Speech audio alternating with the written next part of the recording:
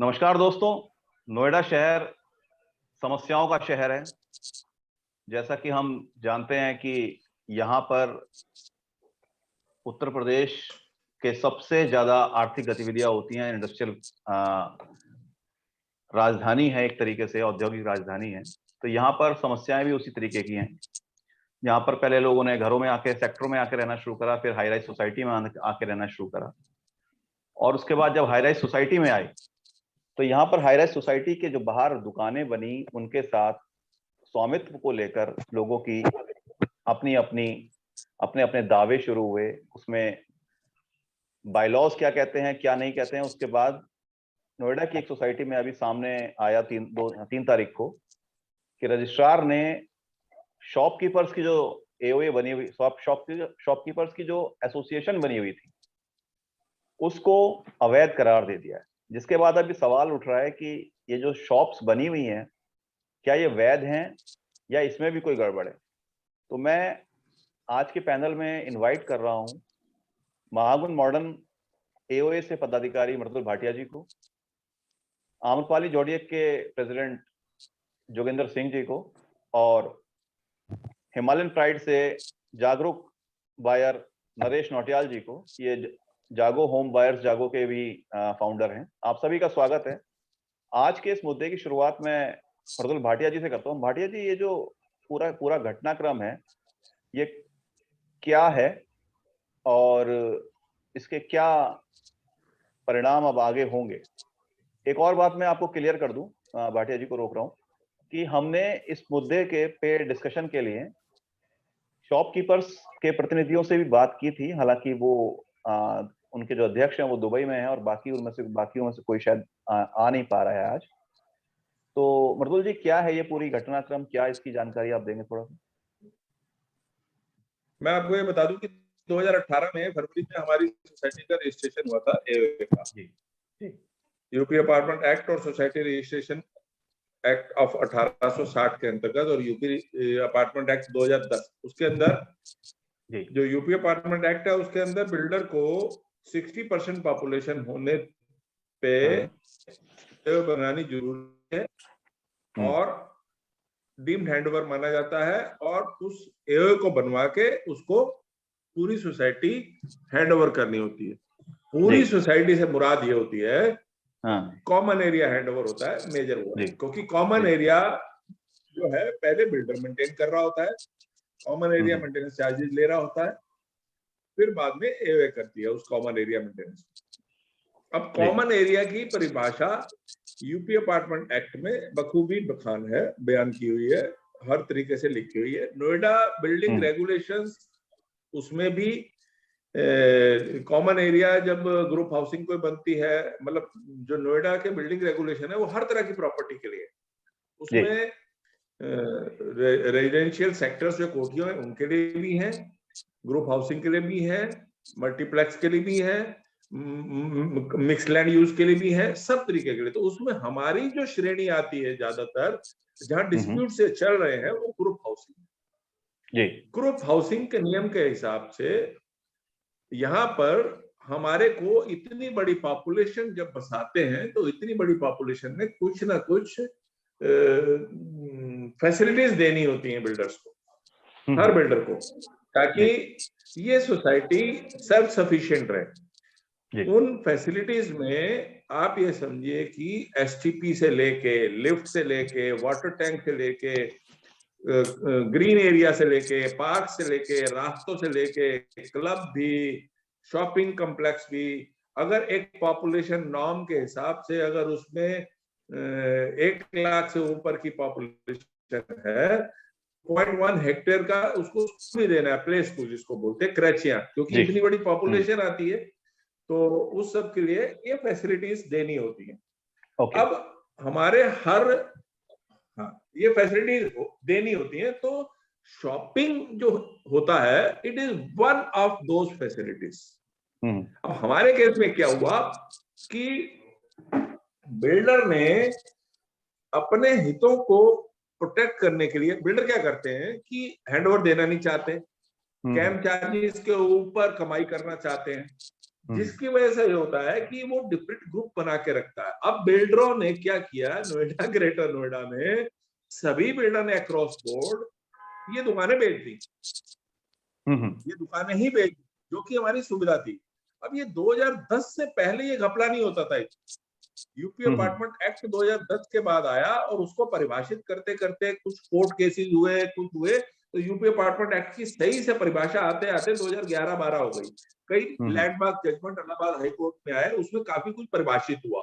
UP apartment act की interpretation, परिभाषित का मतलब इंटरप्रिटेशन की गई कोर्ट्स के द्वारा। तो उसके बाद जब अब ये अभी भी मतलब ये पता नहीं चला कि धीरे धीरे आपकी आवाज चली गई है भाटिया जी। भाटिया जी आपकी आवाज चली गई है। भाटिया जी आपकी आवाज चली गई है। आपको मेरी आवाज आ रही है भाटिया जी? जिसने ये बोला सेक्शन 121 है सुप्रीम कोर्ट के ऑर्डर का, जिसमें ये लिखा बोला गया कि सुविधाजनक है। माइक लेता बंद हो गया। भाटिया जी आप 1 मिनट अपना माइक ठीक करिए जब तक मैं जोगेंद्र जी को ला रहा हूँ। जोगेंद्र जी, ये जो चीज हुई है आपके यहाँ भी, शॉप्स को लेके आपने डाला 2 दिन पहले कि लोग अतिक्रमण कर रहे हैं, और आपके यहाँ भी ये मुद्दा, आप भी इसको मुद्दे को उठाते रहे हैं। बेसिकली इसमें समस्या क्या है? जैसे कि भाटिया जी कह रहे थे कि 2010 से पहले ये नहीं होता था, ये सब जब से नया हाई राइज आया है तब से ये सारा खेल हुआ है, और अपार्टमेंट एक्ट जो बना है, यूपी अपार्टमेंट एक्ट, वो 11-12 तक बना। तो उसके बाद क्या चीज है ये? जनाब, मैं घुमा फिरा के नहीं बोलूंगा, स्पष्ट बोलूंगा। ग्रुप हाउसिंग सोसाइटी में जो लोग शिफ्ट हुए हैं, चाहे वो हम रेजिडेंट हैं, चाहे जिन्होंने दुकानें खरीदी हैं, वो 99.99% पढ़े लिखे लोग हैं। और इसको मैं ऑफ रिकॉर्ड बोलिए आप या ऑन रिकॉर्ड बोलिए, जिन लोगों ने दुकानें खरीदी हैं उनमें 1% लोग तो ऐसे हो सकते हैं जिन्हें ये मालूम नहीं था, जिन्हें पता नहीं था इसके बारे में, ये फैसिलिटीज और बिक नहीं सकती। ये गोलमाल है। इसके अंदर जब आप गहराई में जा,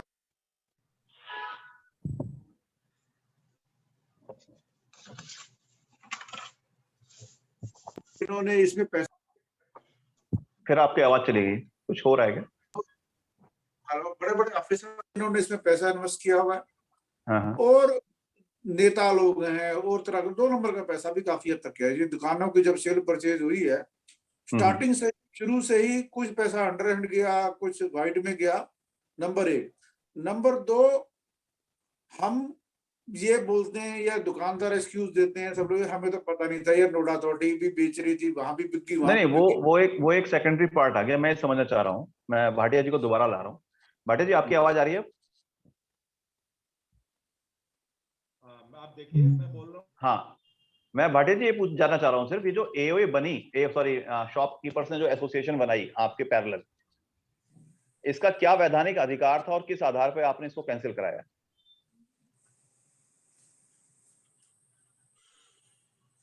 आपका वॉइस फिर से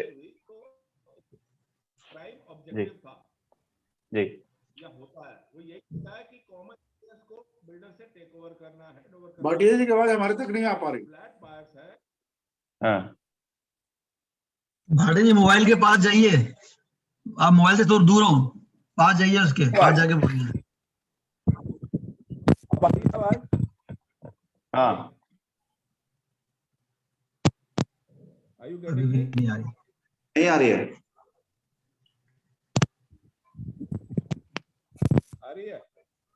हाँ, अब आ रही है। अब आई? अब आई है। दिक्कत है कुछ। जो पहले जोरदार आवाज आ रही थी अब नहीं आ रही है। आ रही है? आप बोलिए, हल्की आ रही है लेकिन ठीक है। नहीं, हमें नहीं आ रही वैसे। इसको अपने हाँ, अब आ रही है? ठीक। चलो, फोन मेरा थक गया है। कोई नहीं, आ रही आवाज, बढ़िया आ रही आवाज, बोलिए। अब ठीक है। तो मैं ये बता रहा हूँ कि 2018 में हमारी जो एओए है उसका रजिस्ट्रेशन हुआ। और उसके बाद जैसे ही एओ का प्राइम ऑब्जेक्टिव होता है कि बिल्डर से सोसाइटी का हैंडओवर लेना, हमने जब उसका प्रयास शुरू किया तो उसमें जो दुकानें हैं, फैसिलिटीज हैं, जब हमने उसका भी हैंडओवर मांगने की कोशिश करी तो पता चला कि बिल्डर ने तो दुकानें बेच दी हैं। और जैसे ही बिल्डर को ये लगा और दुकानदारों को ये लगा कि हम अब कॉमन एरिया जो कि दुकानें भी है हमारी और स्कूल भी है, स्कूल का तो हमने बाद में लड़ाई शुरू की है, लेकिन जो कॉमन एरिया का हिस्सा जो हमारी दुकानें हैं उसके ऊपर अब हम अपना हक बना रहे हैं और एओए हैंडओवर लेगी 2633 फ्लैट ओनर्स के हक की रक्षा करने। बिल्डर ने एक पैरेलल एओए बना दी मार्ट वालों की, आरडब्ल्यूए, जबकि हमारी आरडब्ल्यूए पहले बन चुकी थी। उसको पूरी सोसाइटी हैंडओवर ना करके उसने एक लड़ाई को बढ़ाया और हर बिल्डर यही करता है और एक आरडब्ल्यूए दुकानदारों की भी बना दी, जो भी 60-70 दुकानें, ताकि उसका जो सोर्स ऑफ रेवेन्यू है, क्योंकि मार्ट के अंदर, दुकानों के अंदर उसकी इलीगल अभी भी कुछ चीजें बची हुई थी बिकने से। इन सब चीजों के चलते हमारा हैंडओवर 3 साल डिले हुआ। नहीं, मैं सिर्फ अब पॉइंट, जी मैं पॉइंट पे आ रहा हूँ, जी मैं पॉइंट पे आ रहा हूँ कि ये जो कैंसिल हुआ है अब इन्होंने, जो आपने जो लड़ाई लड़ी और रजिस्ट्रार से कैंसिल हुआ है, इसमें मुझे पता लगा कि 3 रजिस्ट्रार बदल गए। तो अब ये किस आधार, अब ये किस आधार पर कैंसिल हुआ है? मेरे को जैसे ही पता चला तो मैंने इसकी एक कैंसिलेशन की एप्लीकेशन दी थी। 3/11/2020 को मेरी पहली एप्लीकेशन थी। जी। और ये 3 मार्च 2022 को रिजेक्ट हुआ है। हाँ, ऑलमोस्ट 14-15 महीने के बाद। ओके, तो अब जब ये रिजेक्ट हो गया है तो इसके परिणाम क्या हैं? जी मैं भाटिया जी पॉइंट पे आ रहा हूँ सीधा, क्योंकि डिबेट में बाकी लोग भी हैं। इसका परिणाम क्या होगा? देखो, ये जो आपने, मैं इसका परिणाम ये बता देता हूँ आपको कि एक अवैधानिक लड़ाई को लड़ने के लिए ये संगठन था। अब ये संगठन डिफंक्ट हो गया है। जी ठीक है ना? नहीं तो ये हमारे हर एक्टिविटी के पीछे, देखिए मैं आपको नहीं अभी इस आदेश का सेक्शन, सुनो इसका इफेक्ट क्या होगा, ये आपको इस आदेश का पॉइंट नंबर 4 पढ़ के बताता हूँ, उससे आपको पता चल जाएगा कि इसका इफेक्ट क्या होने जा रहा है। Mart shop owners welfare association का गठन बदनीति के चलते कराया गया है। अब वो बदनीति क्या थी सुनिए, वो दूर हो जाएगी। अब कुछ दुकानदारों के द्वारा, खासकर जो दुकानों की समिति के सदस्य हैं, अपनी दुकानों के बाहर अपना सामान रखकर साझा क्षेत्रों का अतिक्रमण किया जा रहा है।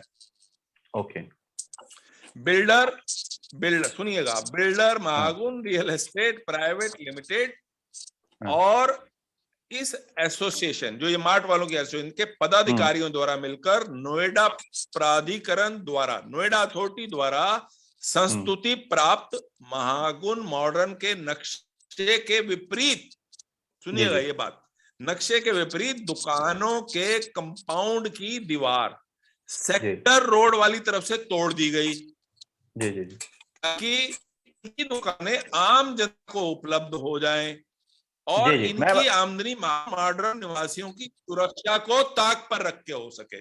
ओके, ठीक है, मैं यही रोक रहा हूँ। तो अब ये नहीं होगा। जी मैं समझ गया आपकी बात। भाटिया जी यही रोक रहा हूँ आपको। नरेश जी, आप काफी देर से दोनों बातें समझ रहे हैं और ये कैंसिल हुआ, और इसमें एक मुद्दा ये भी है कि जो लोग दुकानदार हैं वो दुकानों के आगे के एरिया को पे भी अतिक्रमण कर लेते हैं, और आप भी हिमालय प्राइड में हैं आप शायद, तो वहां पे लड़ाई लड़ रहे हैं। जी बिल्कुल। तो वहां पर आप बताइए। मैं मृदुल भाटिया जी की बात को आगे रखता हूँ, बिल्कुल सही कह रहे हैं। बेसिकली पहले तो ये दुकानें कॉमर्शियल है ही नहीं, ये तो बायोलॉजी बोल रहा है, वो मैंने आपको ये डॉक्यूमेंट दिखा दिए, बकायदा आप दिखा देना लास्ट में। तो जी ये हमारी सुविधाजनक दुकानें हैं, सुविधाजनक। सुविधाएं कभी बेची नहीं जाती, ये सबको पता है। सुविधाएं बिक गई तो संसार बिक जाएगा। पूरी सुविधाएं हैं संसार में, सुविधाएं बेची नहीं जाती, सुविधाएं बेच दी गई। कैसे बेची गई, उसके लिए क्लॉज नंबर 7 इन्होंने हमारी रजिस्ट्री पे लगाया। शायद भाटिया जी की रजिस्ट्री पे भी होगा, आपकी भी होगा, सबकी होगा, जितने बायर्स हैं। उसमें ये लिख दिया गया कि जो कॉमन एरिया है वो बिल्डर का है। हाँ, सबसे बड़ा घोटाला यहीं से शुरू हुआ है, यही अथॉरिटी का गेम है। तो ये जो आप कह रहे हैं कि जी दुकान जी अब अभी तक तो एसोसिएशन अवैध हो रही थी, आप कह रहे हैं ये दुकानें भी अवैध है ही अवैध, है ही नहीं, दुकान है ही नहीं। खुद ग्रुप हाउसिंग में कॉमर्शियल एक्टिविटी नहीं है, क्लियर है। ग्रुप हाउसिंग में कॉमर्शियल एक्टिविटी अलाउड ही नहीं है, तो फिर कहां से दुकानें बन जाएंगी? ये तो सुविधा की दुकानें हैं जो हमारे लिए सुविधा थी, दूध वूध चाय पत्ती छोटी मोटी चीजों के लिए। लेकिन नरेश जी एक सवाल ये है कि जिन लोगों ने दुकानें खरीदी उनकी रजिस्ट्री हुई है, ऐसा तो है नहीं बिल्डर ने बेच दिए खाली। नहीं वैसा, यही तो मैं कह रहा हूँ, क्लोज नंबर 7 लगा के इन्होंने ये काम किया है, इन्होंने क्लोज नंबर 7 लगाया है। अच्छा, मैं भाटिया जी मैं बताऊंगा आपको। नहीं, मैं रजिस्ट्री बताऊंगा आपको। रजिस्ट्री के लिए जो आशु जी आप बोल रहे हैं, मैं आपको रजिस्ट्री के लिए बता दूं, सब रजिस्ट्रार का काम कोई भी कागज, कोई भी डीड किसी भी तरह की उसको रजिस्टर करने का होता है, नहीं करेगा। ये स्टैम्प एक्ट में लिखा हुआ है, आप समझिएगा बात को। ये रजिस्ट्रेशन एक्ट में लिखा हुआ है कि उसके कोई भी काम पेश किया जाएगा तो उसको रजिस्टर कर देगा। वो ये जांच करने का अधिकारी नहीं है, आप समझिएगा बात को। वो ये जांच नहीं करेगा कि ये इलीगल है। आप देखिए डूब क्षेत्र में रजिस्ट्री हो जाती है, कैसे हो जाती है? आप ये देखिए, एक प्लॉट की 4 बार रजिस्ट्री हो जाती है। ये रजिस्ट्रेशन अधिकारी का काम नहीं है, वो कर देगा रजिस्टर। उससे अब ठीक है कि मालिक हो गया। अभी आपको मजाक के तौर पर बता दूं, कुछ टाइम पहले हुआ था, ताजमहल की रजिस्ट्री हो गई थी। जी। अब सवाल ये है कि जिसने ताजमहल खरीदा या जिसने ये दुकानें खरीद ली उसके तो 50-60 लाख चले गए, और वो भी आप में से, हम में से ही कोई आदमी है, क्योंकि वो कहीं पे बायर है, कहीं पे होम बायर और कहीं पे शॉप बायर है। बिल्कुल, वो बायर ही है। वो बायर ही है। आशु जी, मैं आपके सवाल पर एतराज करता हूँ। कोई किसी का कत्ल कर देता है, सुनिए, वो भी तो इंसान होता है, इंसान का कत्ल कर देता है। तो आप तो जिसने कत्ल कर दिया, आप उसकी तरफदारी कर रहे हैं। नहीं तो लेकिन कत्ल करने का मोटिव भी देखा जाता है ना, कि गलती से हो गया, आत्मरक्षा में हुआ या प्लानिंग के साथ हुआ। आशु जी, मैं आपको बता दूं, इग्नोरेंस ऑफ लॉ, सुनिए मेरी बात, सुनिए, मैं आपको लॉ बता रहा हूँ। Ignorance of law is no excuse. Okay, मैं मान गया आपकी बात। तो कानून की जानकारी नहीं है तो आपको ये एक्सक्यूज कोर्ट में नहीं चल सकता कि आपको मालूम नहीं था। ओके, अब मेरे को ये बताइए, इस पूरे प्रकरण में खरीदने वाले की गलती है या बेचने वाले की गलती है, या बेचने वाले को जो सपोर्ट कर रहा है, जिसने ये नियम बना दिया कि आप दुकानें बना दो, नक्शा पास कर दिया, उसकी गलती है?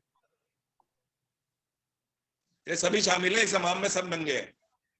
सब है, खरीदने वाला भी, नंगे तो बेचने वाला भी, और जिसने इस सबको बिकवाया, अथॉरिटी। जी, तो बजाय, मैं इसी बात पे आ रहा हूं कि ये जो दुकानदार या जो लोगों की लड़ाई है, इसको आपस में लड़ने की जगह ये दोनों लोग मिलके अथॉरिटी और बिल्डर के खिलाफ कोर्ट में क्यों नहीं जा रहे हैं? भाई साहब, इसका जवाब मैं दे सकता हूँ बड़े अच्छे तरीके से। जी। मैं अमरपाली केस में इस मुद्दे को मैंने बकायदा सुप्रीम कोर्ट में उठाया हुआ है। और इस मुद्दे पे सुप्रीम कोर्ट ने आदेश कर दिया है, इस बकायदा इस केस के अंदर ये जितनी भी दुकानें हैं, ये फैसिलिटीज हैं, अगर ये बिक गई हैं, ये रजिस्टर हो गई हैं, इनका कब्जा दे दिया गया है, सब कुछ खारिज कर दिया है। ऑलरेडी ऑर्डर है, सुप्रीम कोर्ट का ऑर्डर। बस इसको आगे लागू कब होना है, कैसे होना है, उसके लिए अभी क्लैरिटी बची हुई है, जो आने वाले टाइम में वो सुप्रीम कोर्ट दे देगी। मैंने खुद व्यक्तिगत रूप से मैं कह रहा हूं आपसे, आपके चैनल के माध्यम से, मैं सारे प्रोजेक्टों की दुकानदारों को तो नहीं जानता हूं, लेकिन हमारी अमरपाली प्रोजेक्ट के जो दुकानदार हैं, उनमें से 1-2-3 लोगों को जिनसे बातचीत होती है मेरी, तो उनको मैंने समझाया, बड़े तरीके से समझाया कि आप लोग कोर्ट में जाएं, अपनी एप्लीकेशन डालें और वहां अपनी बात करें कि आप लोग इनोसेंट हैं या चालाक हैं, व्हाटएवर, और आपके पास आप दुकानों का कब्जा है, अपनी बात करें। जो सा पैरा 121 आ चुका है, वो किसी न किसी ने इम्प्लीमेंट होगा, और उसमें क्लियर लिखा कि आपको बेदखल भी किया जाए। तो लेकिन वहां मैं देख रहा हूँ कि जितने भी लोग हैं, उन लोगों ने मेरे को जवाब दिया, यार कहता है, यार हम 2, 4, 5, 6 लोग जो से जिनके हमारा कहीं पेंशन का पैसा लगा दिया, ये लगा दिया, बाकी लोग ऐसे हैं जिनके पास बहुत पैसा है, उनको परवाह नहीं है। वो कहते हैं जब तक चलेगा, नहीं तो देखा जाएगा। नहीं, यही मैं कह रहा हूं कि बजाय इसके कि दोनों लोग आपस में लड़े हैं। देखिए, ये बंदर और बिल्लियों की लड़ाई है जी। शॉप बायर और होम बायर बिल्लियों की तरह एक रोटी पे लड़ रहे हैं, जबकि कायदे में उन्हें उस बंदर के से बच के रहना चाहिए जिसने उन्हें वो रोटी आधी आधी न्याय के नाम पे खा रहा है। कि जिस बिल्डर ने बेची और जिन सरकारी अधिकारियों के चलते वो बिकी, नक्शा पास हुआ, हम उनके खिलाफ तो कहीं जा ही नहीं रहे। नक्शा पास तो हुआ ही नहीं सर। नहीं आशु जी, जनाब ऐसा मैं कह रहा हूं, अधिकारियों ने नॉलेज दी बिल्डरों को कि बेच दो। जी जी जी, ये अधिकारियों ने बताया कि बेचिए, हम है ना, आप हाँ, तो हमें रिश्वत यही कैसे दोगे? नहीं, तो यही बात है ना कि कोर्ट में आप लोग एक दूसरे के खिलाफ जाने की जगह इस बात को पार्टी क्यों नहीं बना रहे हैं? आशु जी मेरा रिक्वेस्ट है, मैं आपको जो बोलना चाह रहा हूं। एक मिनट जोगिंदर जी, बहुत इसी सवाल का बड़ा गहरा जवाब दूंगा आपको। जी, नोएडा अथॉरिटी के ऑफिसर जितने हैं ग्रुप हाउसिंग के, वो इतने शातिर हैं। अभी कुछ दिन पहले सुप्रीम कोर्ट ने एक तो नोटिस किया यूपी सरकार को, उसके बाद नोएडा अथॉरिटी की एसीओ जो सीओ है उनके माध्यम से एक आदेश निकला है कि जितने भी फ्लैट्स की रजिस्ट्री होंगी वो सुपर एरिया पे नहीं होंगी, कारपेट एरिया पे होंगी। आज की डेट में नोएडा अथॉरिटी के अधिकारी फिर भी सुपर एरिया पे साइन कर रहे हैं। वो अंडर पैसे ले रहे हैं, क्या कर रहे हैं क्या नहीं कर रहे हमें, यानी कि वो अपने सीओ का एसीओ का आदेश भी नहीं मान रहे। नहीं, अब मैं अथॉरिटी को छोड़ देता हूं फिलहाल। मैं बात कर रहा हूं भाटिया जी इस बात के लिए कि हम एक ऐसे जगह बैठे हैं जहां पे मुश्किल से 30% प्रोजेक्ट डिलीवर हुए हैं, अभी 70% प्रोजेक्ट डिलीवर होने हैं, ठीक है। लेकिन जब हमें पता लग गया है कि ये दुकानें बिक नहीं सकती, तो हम ऐसा माहौल क्यों नहीं बना रहे हैं कि ये आगे जो दुकानें बार बार बिक रही हैं, जो नए लोगों को बेची जा रही हैं, इसके रोकने के लिए भी कोई बात करें। हाँ बिल्कुल बिल्कुल। अच्छा, मैं आपको एक चीज बता देता हूं जी। एक एफआईआर 406, 420, 409, आप ये धाराएं मैं बोल रहा हूं आपको आईपीसी की, इसका मतलब ये होता है कि आप एक ऑर्गेनाइज्ड धोखाधड़ी कर रहे हैं। अगर एक एफआईआर हो जाए, जी, वो कौन करेगा? कहीं से तो शुरुआत होगी। मैं बताता हूँ, ये लो, मैं यूपी अपार्टमेंट एक्ट पढ़ रहा हूँ, मैं सीधा तो पेपर पे बात कर रहा हूँ। सर इतना टाइम नहीं है शो में कि मैं पूरा डिटेल में जाऊंगा। मैं नहीं, जब आप सीधे सजा पे आ गए, मैं आपको बता तो दूं कि यूपी अपार्टमेंट एक्ट में अगर कोई ऑफेंस होता है उसकी क्या सजा है। ऑफेंस चैप्टर 8 में दिया है, यूपी अपार्टमेंट एक्ट के चैप्टर 8 में सेक्शन नंबर 25 पढ़िए, उसमें लिखा है ऑफेंसेस बाय द प्रमोटर। मैं ठीक है, मैं उसको रोक रहा हूँ, नहीं वो लंबा हो जाएगा भाटिया जी। नरेश नोटियाल जी, अभी एक मिनट मैं रोक रहा हूँ। ये बात सुनिएगा, ये बात नहीं आती, सुनिए, यही ऑफेंस है। इफ एनी प्रमोटर, सुनिए मेरी बात, if any promoter transfers by way of sale और otherwise, इसका मतलब देखिएगा आशु जी, by sale और otherwise मतलब किसी के नहीं कर सकता, by sale और if he transfer any land to a building and such land originally common area and then there is a such। और नोएडा अथॉरिटी सीईओ से मैं पूछ लूं, आप पूछ लीजिएगा कि कितनों को सजा दिलवाई। ओके, मैं यही रोक रहा हूँ आपको। जी, मैं यही रोक रहा हूँ। जी, मैं यही रोक रहा हूँ। टेक्निकल देना चाह रहा हूँ लीगल वे में। जी, बोलिए जोगिंदर जी। जो रजिस्ट्री एक्ट है हिंदुस्तान का, वो पूरे नोएडा में भी लागू होता है, पूरे हिंदुस्तान में लागू होता है। सेक्शन 82 के अंदर जो उसका रजिस्ट्री एक्ट 1908 का एक्ट है हमारा रजिस्ट्री एक्ट, उसका सेक्शन 82 है साहब, उसके अंदर क्लियर लिखा गया है किसी ने भी अलग गलत सूचना दी रजिस्ट्री के टाइम, कैसी भी गलत सूचना, झूठ बोल के उसको 7 साल की सजा होगी और फाइन होगा। नहीं, वो ठीक है। आप देखिए, जनाब मेरी एक लाइन और मैं ऑलरेडी डीएम को, एआईजी स्टेम को, रजिस्ट्रार को सूचित कर चुका हूँ सारे मुद्दों पर, और सुप्रीम कोर्ट में मैं हूँ, और आने वाली तारीख में इस मुद्दे को या जिस दिन मेरे को सुना जाएगा उस दिन मेरी ऑलरेडी मैंने सुप्रीम कोर्ट को इस मुद्दे पे प्रार्थना लगाई हुई। ओके, ठीक है। अब मैं नरेश जी को ला रहा हूँ। नरेश जी बहुत देर से शांत बैठे। नरेश जी, ये जो टेक्निकल बातें हो गई, लीगल बातें हो गई और आरोप प्रत्यारोप भी हो गए कि ये जिम्मेदार है, वो जिम्मेदार है। अब सवाल ये है कि जो बिक चुका है उसकी लड़ाई तो आप लोग लड़ ही रहे हैं, जो लोग पोजीशन ले लिए हैं। बिल्कुल बिल्कुल। लेकिन जो नहीं बिका है उसको रोकने का भी तो कोई एक वो होना चाहिए, ताकि जो लोग नए बार बार फंस रहे हैं। देखिए, ये जगह ऐसी है, यहाँ हर रोज एक आदमी आता है, अपना उसका मुर्गा कट जाता है। दलदल है ये तो, ठीक है ना। तो जो जैसे आप जागो होम बायर्स जागो चला रहे हैं, तो ये कुछ मुहिम ऐसी भी होनी चाहिए ना, जिसमें बताया जाए कि ये जो शॉप्स आप खरीदने जा रहे हैं, जो काम आप करने जा रहे हैं, ये गलत है, इसमें मत फंसिए। सर आप यकीन करोगे, मैं हर ट्वीट में अपना डॉक्यूमेंट लगाता हूँ, हर बार यही लिखता हूँ, एनवायरमेंट एक्ट बोलता है, ये बोलता है। शायद मुझे आधे ज्यादा लोग पागल ही समझते होंगे, पागल है, रात को भी ट्वीट करता है, सो भी ट्वीट करता है, पर उनको ये समझ नहीं आ रहा मैं उन्हीं के लिए ट्वीट कर रहा हूँ। ना तो मेरी कोई कॉमर्शियल दुकान है, ना फिर मेरा कुछ धंधा है, ये दुकान होगा, मैं इन्हीं के लिए ट्वीट करता हूँ। भाई ये हमारी सोसाइटी की फैसिलिटीज है, इनसे हमारी सोसाइटी मेंटेन होगी, इसी से हमारी मेंटेनेंस रिकवर होगी। अगर ये हम पे आ जाए तो हमें मेंटेनेंस जरूरत ही नहीं है। जो हम मेंटेनेंस 1000 10,000 रुपए दे रहे हैं, किस बात के दे रहे हैं, जब ये सब इससे होना है। अगर दुकानें हमारे पास आ गई, पार्किंग हमारे पास आ गई, तो हम इससे रेंटल इनकम से कर लेंगे अपना काम। हमें क्यों दलदल में डाला जा रहा है, मेंटेनेंस के दलदल में डाला जा रहा है। मेरा क्वेश्चन है कि हमारी मेंटेनेंस भी इसी से हो, या तो बिल्डर करके दे दे, हमें ले ले जरा बिल्डर, हम बिल्डर ही मेंटेन करे ना, हमें बोले ना मेंटेन करने के लिए। नहीं, मैं दूसरी बात कह रहा हूँ, मैं ये बात कह रहा हूँ कि ये जो बातें हैं, बात आगे बढ़ा रहा हूँ मैं, आप ही क्या करूँ, बिक गई कोई बात नहीं, समाधान ये है। अब बिल्डर को पेनल्टी है कि ताउमर बिल्डर मेंटेन करेगा, ये बिल्डर को पेनल्टी लगाई जाए, या इन पे कानूनन कार्रवाई की जाए, इन पे सीबीआई जांच की जाए, इन्हें गैंगस्टर एक्ट में डाला जाए। ये गैंगस्टर एक्ट है, गैंग बना के उन्होंने लूटा है। प्रैक्टिकल हम लोग नहीं, वो लीगल पार्ट पे तो भाटिया जी बता रहे हैं कि वो करेंगे। मैं कह रहा हूँ ये गवर्नमेंट ऐसे करती क्यों नहीं है? अगर ये कहती है हम बहुत मजबूत गवर्नमेंट है, हम बहुत अच्छी गवर्नमेंट है, इस पे क्यों चुप है? मिडिल क्लास पे वो शांत है, बाकी सबसे वो एक्टिव हो जाती हैं। एक गरीब के लिए वो एक्टिव है, किसानों के लिए एक्टिव है, अमीरों के लिए एक्टिव है, मिडिल क्लास के लिए कुछ नहीं है।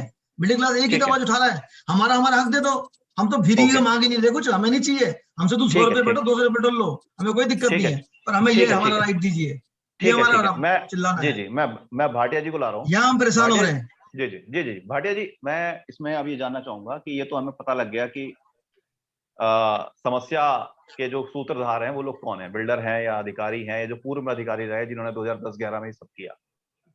अब इसका समाधान क्या है? आपका वॉइस फिर से जो है ब्रेक हो रहा है। अब आई, मेरे को आ गई। वैसे अभी आपने शब्द बोला पूर्व अधिकारी, सर मुझे एतराज है, प्रेजेंट अभी के अधिकारी जो है ना, वो भी गड़बड़ कर रहे हैं भाई साहब, अभी भी रिश्ते कर रहे हैं, उनकी सेल परचेज कर रहे हैं। हाँ बिल्कुल, जो भी लोग हैं, जो भी इसमें शामिल है। जी भाटिया जी, आपकी आवाज थोड़ा ब्रेक हो रही है, एक बार आप सिस्टम सही कर लीजिए। अब आई? अब आ रही है। आप चाहें तो जी आप चाहें तो जी एक मिनट, नहीं आप चाहें तो वीडियो बंद कर दीजिए ताकि आवाज आती रहे। नहीं अब मैं आपको एक बात बताऊं कि ये तो अथॉरिटी को भी पता है, it is well establish fact, तभी ये डीआर साहब का ऑर्डर आया है कि किन काउंट्स पे ये इलीगल थी। इस काउंट पे इलीगल थी क्योंकि ये दुकानें ही गलत लिखी हुई हैं, उसमें वो भी बहुत सारे पॉइंट लिखे हैं। जब ये सबको पता है तो मुझे कैसे, तो ये तो नोएडा अथॉरिटी और ग्रेटर नोएडा अथॉरिटी दोनों के सीईओ को एक ब्लैंकेट ऑर्डर देना पड़ेगा कि इन दुकानों की रजिस्ट्री नहीं होगी, खत्म बात, हैंसफोर्थ। और पिछला क्या है उसको सुधार लेते हैं। सुप्रीम कोर्ट का आम्रपाली के केस में ऑर्डर आए हुए आज 3 साल हो गए, 2.5-3 साल, लेकिन अभी भी बिके। कौन लिखता है? इसके लिए तो सीधा नोएडा अथॉरिटी की जो सीईओ है और ग्रुप ग्रेटर नोएडा अथॉरिटी के सीईओ है, उनका चल रही है ना, बस एक ऑर्डर ही तो है, और क्या होना है? ओके, इससे ज्यादा हम तो नहीं कर सकते। हम तो सिर्फ कानून की परिभाषा भी नहीं कर रहे, कानून जो लिखा है वो एज इट इज बता रहे हैं। तो इसमें कुछ राजनीतिक दबाव या राजनीतिक इच्छा की भी कमी है? बिल्कुल है। देखो ऐसा है कि जहाँ पैसा है इसी में पैसा है, आप समझिए। और भी है, जहाँ पैसा है वहाँ राजनीति है, राजनीति है वहाँ अधिकारी है, ये तो सब घालमेल है ही ना, ये तो गठजोड़ है ही ना, जी का हाँ घालमेल है ही है। ओके, ये तो पैसा है ही ना, इस धंधे में बहुत पैसा है। अब मैं आपको अपनी मार्ट की बता दूं, इसकी वैल्यू, कैपिटल वैल्यू कम से कम 50 से 70 करोड़ रुपए है।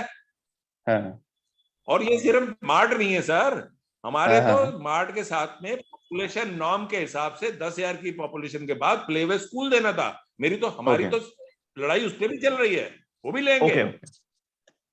ठीक है, तो मैं आज की जो डिबेट है इसको आज यहीं विराम दे रहा हूं, क्योंकि अब इसको और लंबा खींचेंगे तो इसमें बड़े सारे पॉइंट निकलेंगे। लेकिन कुल मिला के भाटिया जी से या जोगिंदर सिंह जी से या जो नरेश नौटियाल जी से बातें हुई, उसमें 3 ही पॉइंट निकल के आए कि पहला ये कि 2010 से पहले इस तरह की समस्याएं नहीं थी।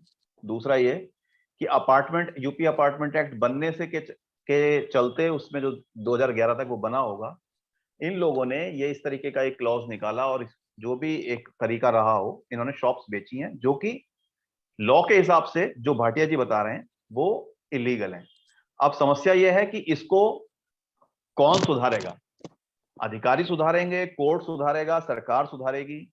ये आने वाले समय में दिखेगा, क्योंकि 10 तारीख को नई सरकार बनेगी, जिस भी पार्टी की आएगी, जो भी आएगा। और जो भाटिया जी प्रयास कर रहे हैं, निश्चित तौर पे इसका भी परिणाम होगा, क्योंकि जो दुकानदार हैं उनका भी एक पक्ष है कि अगर उन्होंने खरीद ली है भ्रम में या धोखे में, तो एटलीस्ट या तो उनका पैसा वापस मिले, मैं ब्याज के मिले। उनको भी कोई इंटरेस्ट नहीं है यहाँ पर लड़ाई लड़ने से, क्योंकि अधिकतर उनमें से होम बायर, मेरी बातें हुई, हालांकि वो लोग आ नहीं पाए आज।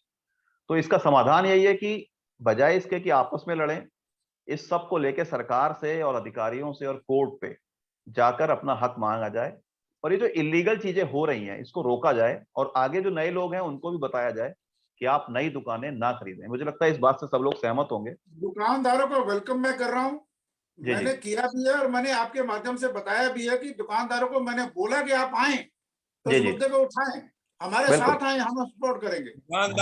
दुकानदार बचेंगे ही तब जो वो एओ के साथ मिलकर चलेंगे। सर आप दुकानदार की बात कर रहे हो, यहाँ पार्किंग बेच दी अपने होम बायर को ही, हमारा होम बायर ही पैसे खरीद के बैठा हुआ हमारी कॉमन एरिया को। दुकानदार तो बहुत बड़ी दूर की बात हो गई है। जी, मैं इसी नोट पे कि जो भाटिया जी ने कहा या जो जोगिंदर सिंह जी ने कहा, जो आपने कहा कि जब तक लोग साथ नहीं आएंगे तब तक वो कामयाब नहीं होंगे, और हम इस डिबेट को आज यहीं रोकते हैं। सोमवार को फिर मिलेंगे नए मुद्दे के साथ, नई चर्चाओं के साथ, नए मेहमानों के साथ। तब तक के लिए नमस्कार। आप सभी लोगों का धन्यवाद।